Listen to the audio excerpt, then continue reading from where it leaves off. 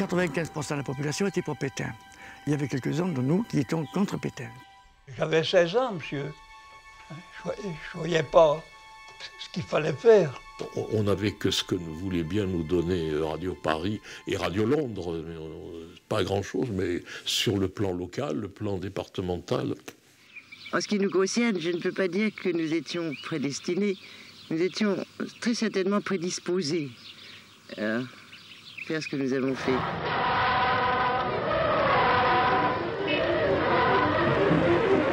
Ici, Londres. Si les forces de la liberté triomphent finalement de celles de la servitude, quel serait le destin d'une France qui se serait soumise à l'ennemi?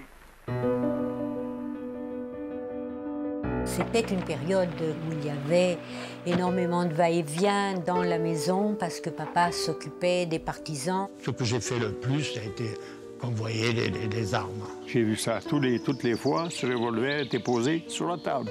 J'ai dit, il faut qu'on fasse quelque chose. Je partais avec mon petit vélo, je trouve tantôt des cartes d'alimentation, tantôt des fausses cartes. On ravitaillait les maquis. C'est dans ce bois ici où s'est concentrée la résistance, notre résistance. À force de distribuer des tracts et puis de distribuer aussi des paroles, hein, et au-delà, on s'est aperçu que ça marchait.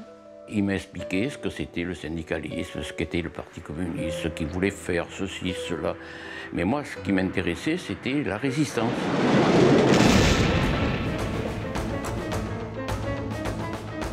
Pour tous les parachutes qui tombaient, c'était une apothéose.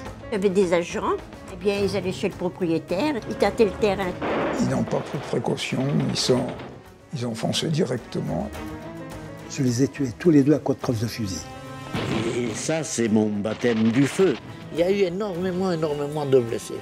Et moi, je faisais ce que je pouvais. Et j'ai compris que j'étais gravement touché. C'est pas les Allemands qui ont fait la chasse aux maquisards. On était prêts à mourir pour la liberté.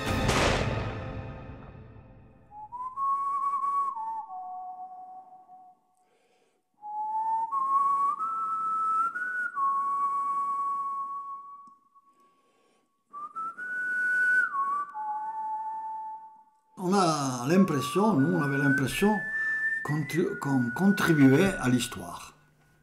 Et ça, c'était très fort.